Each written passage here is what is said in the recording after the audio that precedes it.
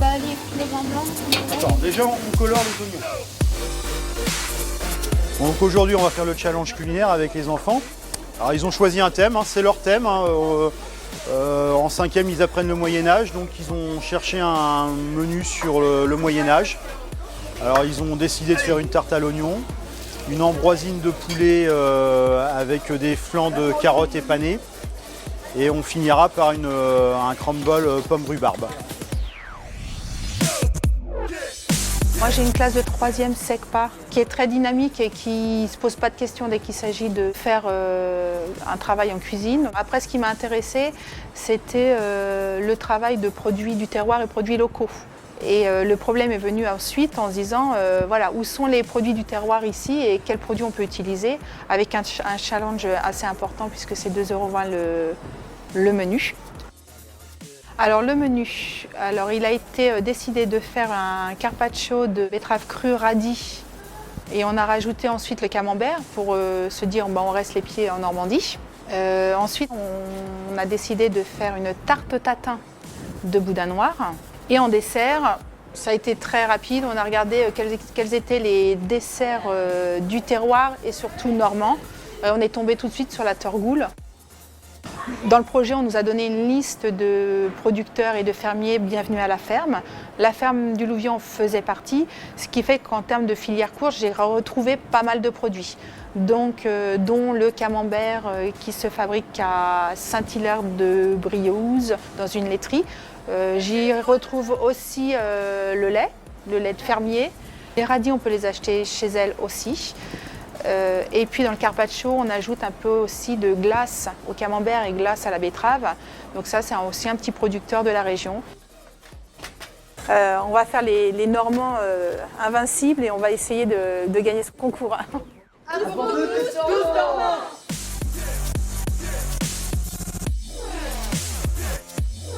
Voilà, on se met à la place des enfants, on les a eus pendant quelques semaines, on les a coachés, on leur a appris. Donc c'est vrai que c'est un petit peu une torture de ne pas intervenir. Nous, on est toujours la restauration, on est toujours dans notre cuisine, à faire la cantine. Hein. Donc là, ça permet aussi de travailler avec professeurs de français, professeurs de maths. Donc c'est aussi sympathique aussi voilà, on se sent dans le groupe du collège, quoi. Voilà. On attend d'abord de se régaler, c'est la première chose, c'est la chose la plus importante, et puis surtout de l'originalité, l'utilisation de produits locaux, et donc de découvrir un petit peu tous les talents de cuisiniers de nos élèves.